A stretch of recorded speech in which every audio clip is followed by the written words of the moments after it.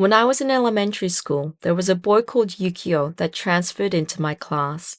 He didn't have any parents and he was living with his grandparents. The teacher never explained why he was in this situation because it obviously wasn't any of our business, but Yukio told me himself. At first, we used to make fun of him. We didn't do anything like steal his money, but we might sometimes elbow him in the back when he walked past, cut his pencil box with a box cutter, and say out loud that he farted when we were in a large group, even though he hadn't. It wasn't anything too serious, but thinking back now, I'm sure we made him feel quite miserable.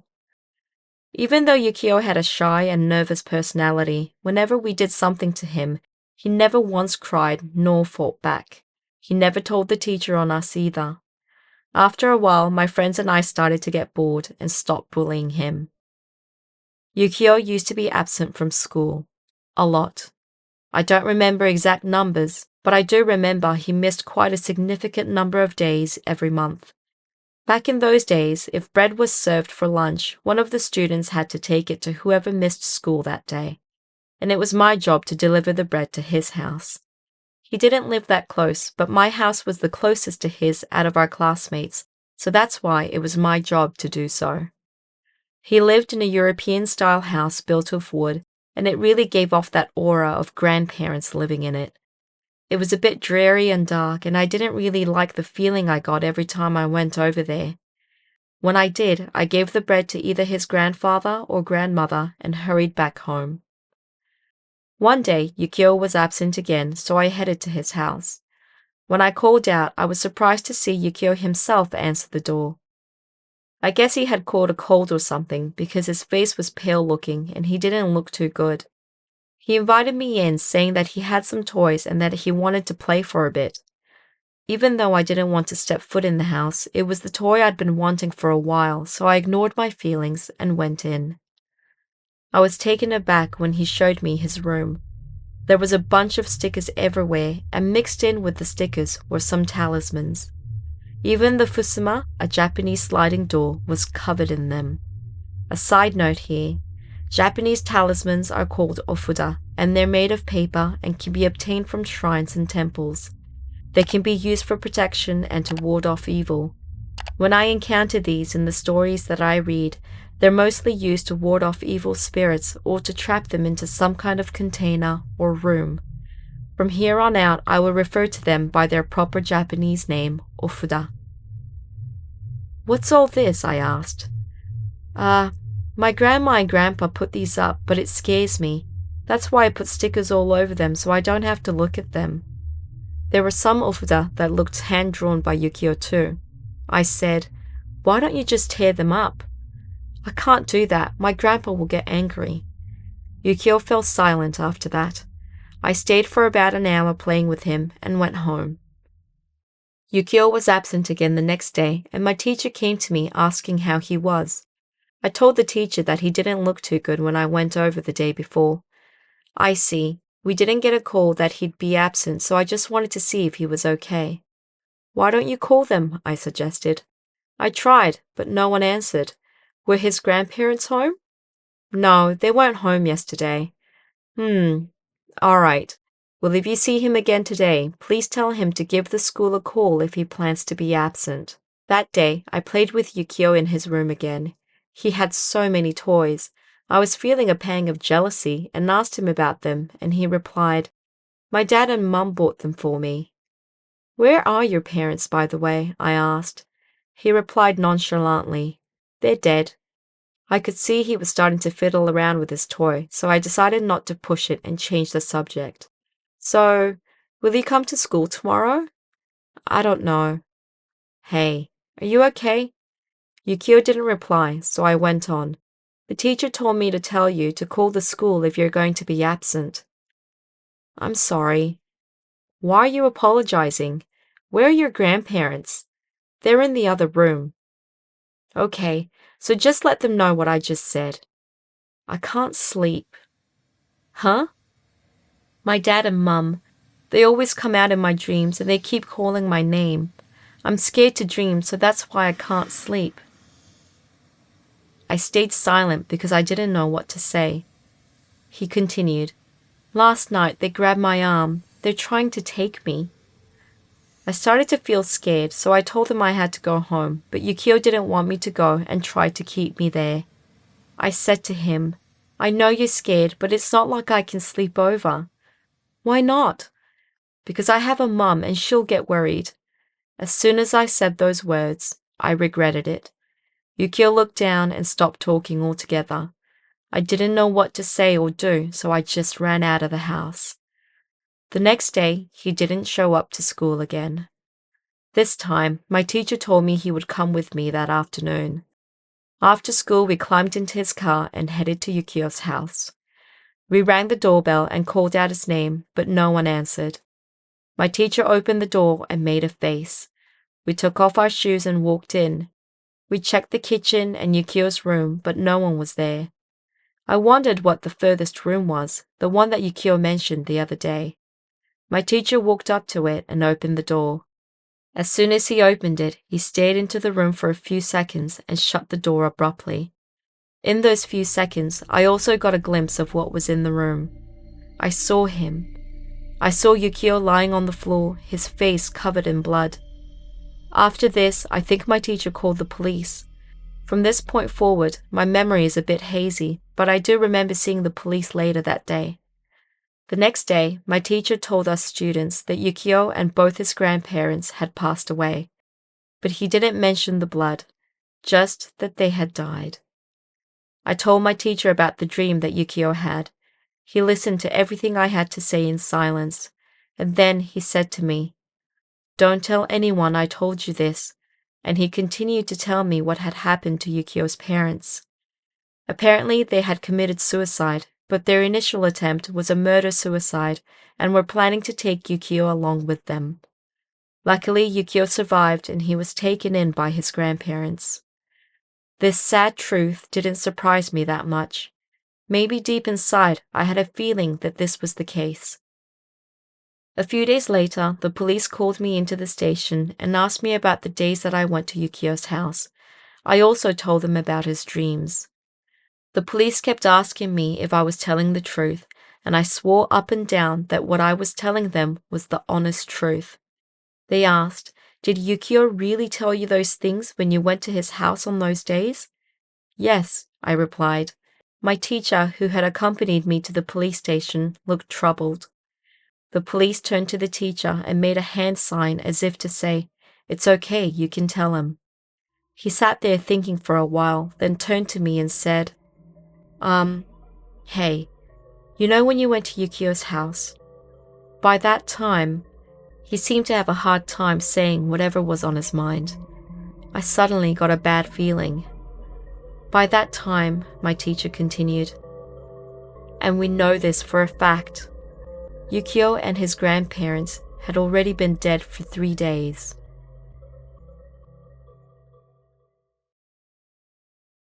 What I'm about to tell you now is extremely long, so if you're ready for that, go ahead and have a listen. But let me warn you that there isn't a clear conclusion to what I experienced. Do you like camping? I do too. My story has to do with a camping trip I took with my friends about a year ago. I got a call just before our uni went into summer break from my friend Ren, whom I've known since high school. We went to different unis, but we'd still call each other and meet up from time to time. Ren asked if I wanted to meet up with our group of good friends from high school and do something. As soon as our summer vacation started, I went to Ren's apartment. The 2 others, Takumi and Yasu, were already there. After catching up, we started discussing what we could do all together, but we couldn't think of anything that all of us could agree on. Yasu was on Ren's laptop at this time, and he asked us, "Why don't we look up a campsite on Google Maps and go camping?" Ren and Takumi didn't seem too enthusiastic about it, but Yasu continued, "I think it'll be fun going to a random place to camp that none of us have ever been to." Just as I was thinking that it might be pretty interesting, Takumi seemed to be thinking the same way and said, Okay, let's just type in camping ground and see what pops up." Yasu piped in, "It's no fun to go to a popular campsite. Let's look for places that are deep in the mountains somewhere where no one really goes." We all agreed. It might be fun. As we were searching, we found a place that was perfect. No houses around, and just one narrow road leading into the woods off in the Chugoku region of Japan. Zooming into the area, we saw that it was by a river, and there was a flat area that looked perfect to pitch up a tent. We're all from Eastern Japan, so we didn't know much about the Western side, and seeing that the location seemed to fit our criteria, we all decided that this place was perfect. The day of departure. We all climbed into a ratty old car that Yasu had saved up and bought with the money he made from his part-time job. By the late afternoon, we were near our destination. We went to a supermarket, stopped by a cheap public bath and had dinner, and slept on some benches in a park somewhere. The next day, we stopped by a convenience store and another supermarket.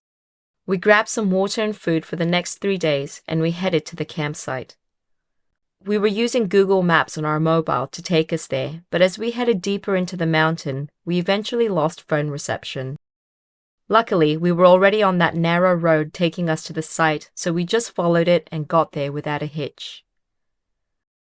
To our surprise, the campsite looked even better than what we saw from the aerial shots. The river water was crystal clear, the flat area next to it was quite big, and it didn't have that damp and wet feel to it that some mountain areas tend to possess. We proceeded to take all our stuff out of the car and set up our tent. We grabbed some big rocks and made an area to have our fire and cook food. We dug a moat around our tent in case it rained, and since we had arrived somewhat early, we were done setting up everything by 2 in the afternoon. "Let's go explore," Ren said, while we were all just sitting around throwing stones into the river. Since we had nothing better to do, we got up on our feet, and after finding the narrowest part of the river, we crossed over to the other side. We went up the sandy river bank and continued to walk up deeper into the forest when we spotted a small path. We followed it along and came to a clearing with a small white building sitting in the middle of it. It was a rectangular, one-story building, and considering it was in the middle of nowhere, it looked rather clean, but we couldn't for the life of us figure out what this building was used for. There were barely any windows to begin with, and we couldn't look into any of them because the curtains were drawn. Maybe it was some kind of maintenance building, but it's not like there were any other buildings around, so that didn't make sense at all. I said, "What is this for? Doesn't look like a house." But no one could come up with a reply, so we started looking around. The only thing we knew for sure was that it wasn't being used anymore. We gathered this from the fact that the weeds had grown uncontrollably around the back of the building, even though it looked clean from the direction we approached. Ren called from the front of the building, "Guys, come here!" When we went around to see what he had found, we saw him standing there with the door open. Yasu said, "Yo, not sure if you should open the door." And Takumi said, "Wasn't the door locked?" Ren replied happily, "It wasn't locked. I turned the knob and it opened just like that." "Looks like this building's abandoned anyway and the door was open, right? Won't hurt anyone to see what's inside," I said. Ren agreed straight away, and Yasu and Takumi seemed a bit intrigued by this whole situation too, so they didn't try to stop us. We all agreed to go look inside and walked in. When we entered, it was empty. There was no kitchen or furniture anywhere. It must have been abandoned for quite some time because it was so dusty. It was only about 18 square meters, but there was something weird about this building. There were stairs smack in the middle of the floor leading to the basement. The 4 of us fell silent. We'd all come this far. We couldn't not explore further. Seemed like each of us was waiting for the other to speak. This strange building with its weird architecture. It all seemed so creepy that none of us could quite suggest to go check out the basement. After what seemed like ages, Takumi finally said, "It's pitch dark downstairs, isn't it? We don't have any flashlights, so let's come back tomorrow to explore." I was so happy he spoke up because I agreed with him wholeheartedly, but then Yasu said, "We can just use the lights on our phones." Damn, I thought, and Ren seemed to agree with him. If Takumi and I backed out here, they'd surely make fun of us, so we all agreed to go down, even though, if I'm being truly honest here, I was scared. The stairs took us down to a smaller room, about 11 square meters. There was something that was so out of place in this room. For some reason, there was a single bathtub sitting in the middle. Nothing else, just the bathtub. We lit it up to see if anything was inside. It looked like someone had burnt something in it, but the only thing left were some black marks. Maybe whoever did it got rid of whatever the remains were. It was a bit anticlimactic, to tell you the truth. We all turned around and headed back up the stairs, with me being the last one to head up. I don't know how to explain it, but as I was walking up the stairs, I felt a presence. You know the feeling you get when someone slowly creeps up on you and you can feel their face near your neck? It felt like that.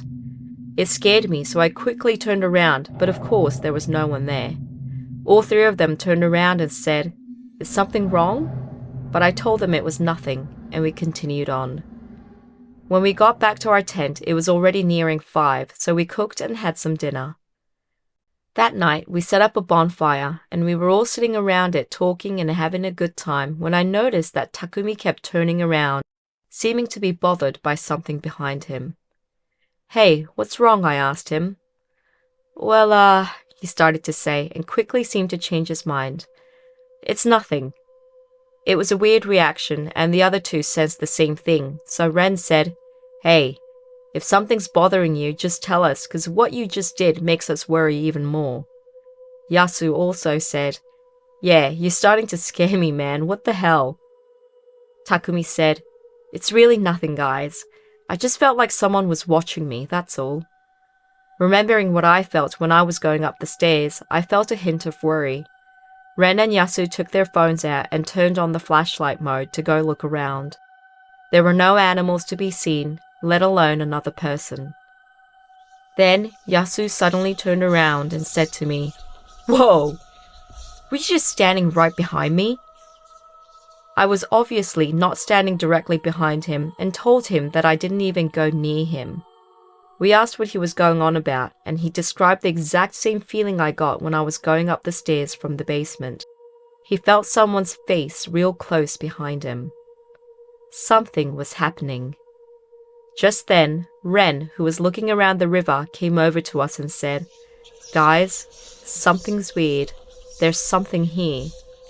"What do you mean, something? Tell us exactly what you saw." Ren couldn't explain it. He said he didn't really understand it himself, but he could feel a presence and someone watching him for a while now. None of us could quite pinpoint what the hell was going on, so I suggested that we all head into the tent.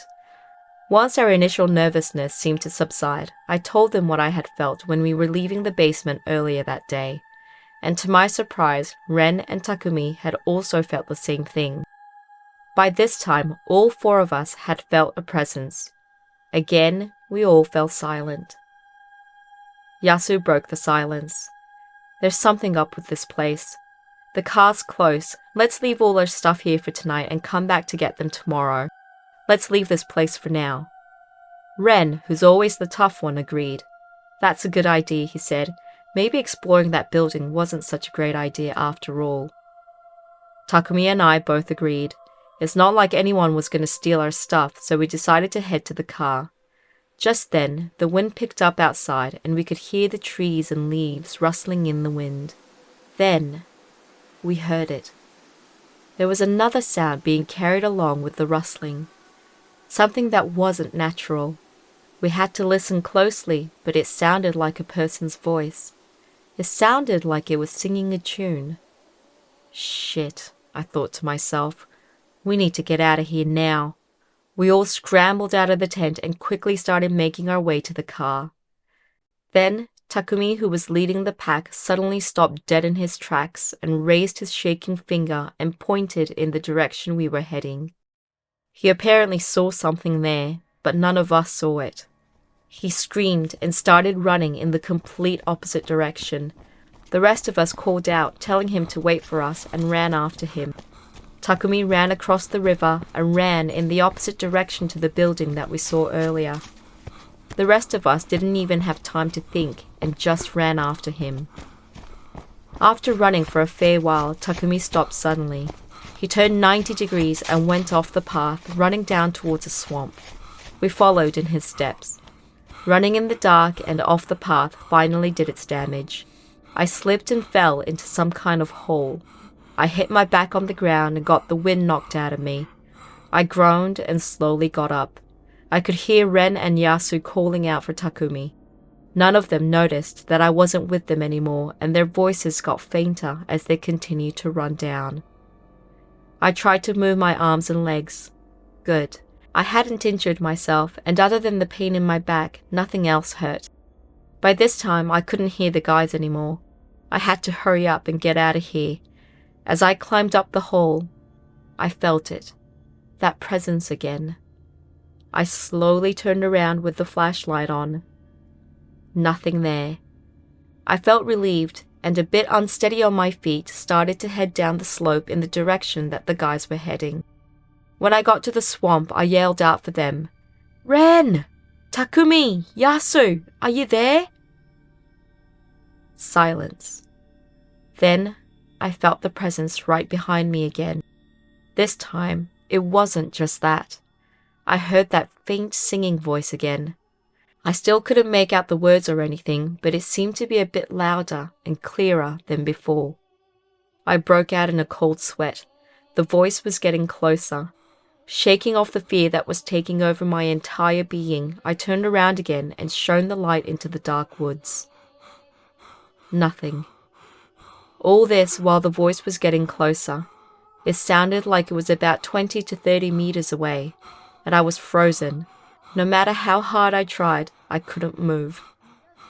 Finally, the voice sounded like it was right in my ear, but even then I couldn't figure out what the words were, nor recognize the tune. All I can say is that it sounded like some kind of folk song. I was in a panic. As I was looking all around me and shining the light onto everything that I could, I felt multiple presences around me. I couldn't see a damn thing, but I could absolutely feel that something was there. I lost any sense of control while I was standing there in the pitch dark in pure fear all by myself. Things couldn't have gotten any worse, but it did. Something whispered in my ear, and when it did, I felt the warm breath on my neck. I spun around with my phone lighting up the trees. Again, there was nothing and nobody there, but I could clearly feel someone's breath right on my face. I was at the end of my rope. I quickly turned around and started running away in the opposite direction from where the voice was coming from. Branches hit me as I ran through the woods, and I got a ton of tiny scrapes and cuts, but I didn't care. I continued to run, and after what seemed like ages, I finally stumbled onto somewhat of a wide road. By the time I got here, I couldn't hear the singing anymore, and I couldn't feel the presence either. I finally felt slightly relieved and looked at my phone. It was still out of reception. Not having any choice, I started to walk down the road in hopes that it would lead me to some kind of civilization. After a while, I heard a car approaching from behind me. Yes! I can finally get help. I turned around and saw the headlights getting closer. I moved towards the center of the road so that they couldn't miss me and yelled out over and over and over again in desperation. "Please help me! Help!" The car finally got closer when it happened. Something grabbed both of my ankles. It was a really strong grasp, and not only did it hurt me, but again, I couldn't move. I continued to yell. I continued because I was so scared about what would happen if I missed this opportunity for someone to help me. The car finally got close enough, and they hit the brakes hard, coming to a stop right in front of me. It was a high-end foreign car, and the guy came out of it yelling at me. He seemed to be like the Yakuza type, but I didn't give a shit. I usually avoid these types of people at all costs, but anything was better than the situation that I was in at that moment. I wanted to ask him to give me a ride. The guy was yelling something at me, but then I saw his eyes focus on something behind me. His face froze, and he quickly went back into his car, slamming the door shut, and he sped off. What just happened? I thought. Something was still hanging onto my ankles. There's something behind me. That much was clear from the reaction of that man, but I was too scared to turn around. Something started to sing that song right behind me. And then I smelt it. The worst smell of rot I've ever smelt in my entire life. I used all the strength I had to try to move my feet, but they wouldn't budge. Instead, I fell over from the effort. Even then, I was too scared to turn around. Luckily, the fall broke the grasps that I had around my ankles and I could move my feet again. I basically started to crawl away from where I was, eventually getting to my feet and started to run. As I started to run away, I turned around one last time and I saw something. I felt pure terror, which overtook the fear that I'd been feeling during this entire ordeal. Even now, when I try to remember what it was that I saw, I still can't figure it out. You guys might find this weird, but it's true. The only thing I can say is that it was something horrifying. I think I ran over 1 kilometer. My phone suddenly started ringing. I guess I was finally in an area where there was reception. I answered it and it was Ren. I could hear Yasu's voice in the back. "Hey, are you okay? Where are you?" He sounded really worried. I told him I was okay and told him I was on some kind of road and asked where Takumi was and whether he was all right. According to Ren, Takumi was fine and all three of them were together in a parking lot next to some lumber yard. Talking to him, I realized they'd come down the same road that I was currently on, and they slowly came into view as I continued talking on the phone with him. Don't know how long it had been since we first ran away from the campsite, but the sky was starting to get light. When I finally approached them, I saw Takumi sitting on some rock and just staring into space. First thing I did was tell all of them what happened to me after we got split up. Takumi said, "That's it. That's what I saw too." He couldn't remember its shape or form, but he could see that there was something that wasn't of this world in the darkness. Something horrifying. We asked if Ren or Yasu saw anything like that, and they both shook their heads, but they could feel some kind of presence behind them as they ran after Takumi. The sun continued to rise as we talked. We checked Google Maps and saw that we had made a huge detour around the campsite and ended up on the mountain next to where we were. It was still a distance that could be walked, so even though we didn't want to go back, we'd left all our stuff there, so we had no choice but to head back. It took us 3 hours to walk back. When we finally got there, we looked around. Nothing seemed to be disturbed. Our tent, all our things, and the car were still there, untouched. We were all nervous that the thing might come back at any moment, but we began collecting our things. As I was about to enter the tent, I smelt it. That horrible, rotting smell.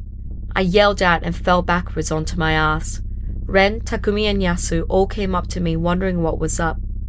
"That smell, it's coming from inside the tent," I told them. "Shit, are you for real?" said Takumi. His face was pale and he took a couple steps back. We were scared to go directly inside, so we took some sticks and poked the tent from all directions. We even threw some rocks at it. We observed if there was any movement we could detect. Nothing happened. No movements, no sounds, nothing. Yasu slowly peeked into the window of the tent. "I can't see anything," he said. I mustered up my remaining courage and opened the tent, slowly poking my head in. All of our things were in there, and nothing had been moved. But there was a mark in the center. It was black and looked like something had burned there, and that horrible stench seemed to be emanating from this burned spot. We all tried not to breathe as we emptied the tent out and took it to the river to wash it. After that was done, we tossed everything into the car and got out of there. We couldn't get out fast enough. On our way back, we made a few stops in the nearby town and asked a few people about the spot, but we couldn't get any information that could shed light on what we all experienced. There were no stories or rumors surrounding the campsite, let alone the entire mountain. Since then, none of us had experienced anything like that again, and we've all been living normal lives. A year later, I'm still a bit scared of the dark. I sometimes get paranoid that I might feel something behind me, that I might hear singing and whispering in my ears. Anyway, that's what I experienced a year ago. The end.